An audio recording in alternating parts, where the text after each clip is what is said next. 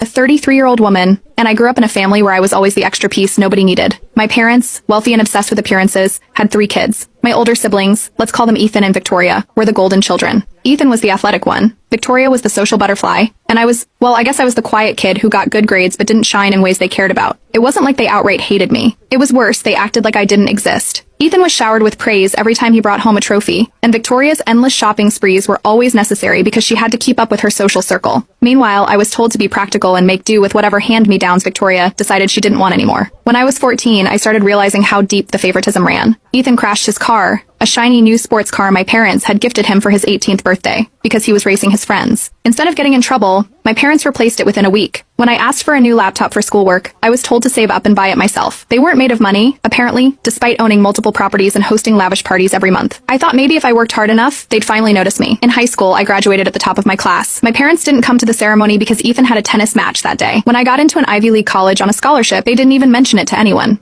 Meanwhile, Victoria dropped out of college after a year, saying it wasn't her thing. My parents were so proud of her for finding herself that they funded her boutique business, which failed within 6 months. By the time I was in college, I'd stopped expecting anything from them. I started my own small business, a side hustle tutoring kids in math, which eventually grew into a full-fledged online learning platform. I didn't need their money, but it still stung that they never once acknowledged my accomplishments. They acted like Ethan and Victoria were the family's only successes, even though neither of them could hold down a job without constant help. The breaking point came when I was 28. I had been invited to a family gathering, one of those over-the-top events my parents threw to show off their perfect family. I overheard them talking about me in the kitchen. My dad joked that my career was cute, but that I'd never amount to anything significant because I wasn't bold like Ethan or Victoria. My mom laughed and added that at least they didn't have to worry about me because I could fend for myself. They genuinely believed their neglect was a compliment. I walked out of that gathering early, but not before I noticed something odd. My grandfather, my dad's father, had pulled me aside earlier that day and asked how I was doing. He was the only person in the family who ever seemed to care. He didn't say much, but the way he looked at me that day stuck with me, almost like he was apologizing for something he couldn't fix. A few months later, I found out my name wasn't even included in my parents' will. Ethan and Victoria were listed as beneficiaries of the family trust, but I wasn't. My mom told me, completely unprompted, that it was because I was independent and didn't need anything. It wasn't just hurtful, it was infuriating. Ethan and Victoria had burned through hundreds of thousands of dollars in failed ventures and luxury purchases, yet they were being rewarded for it. Around the same time, my grandfather fell ill. He was the one managing the family trust, and there were whispers about transferring control to my parents. I couldn't imagine a worse idea. Curious, I started looking into the trust and the family's finances. What I found was a mess. Ethan had been using trust funds to finance a series of failed tech startups, and Victoria had drained tens of thousands on designer goods and business trips that were really just vacations. My parents had covered up most of it, likely to protect the family's reputation. I didn't say anything right away. Instead, I reached out to an old college friend who specialized in estate law. We talked through some options, and I started to see a path forward. Meanwhile, my grandfather started confiding in me more, saying he regretted how things had turned out with the family. He hinted that he wished the trust could go to someone responsible. The rest of the family didn't even notice we were growing closer. They were too busy fighting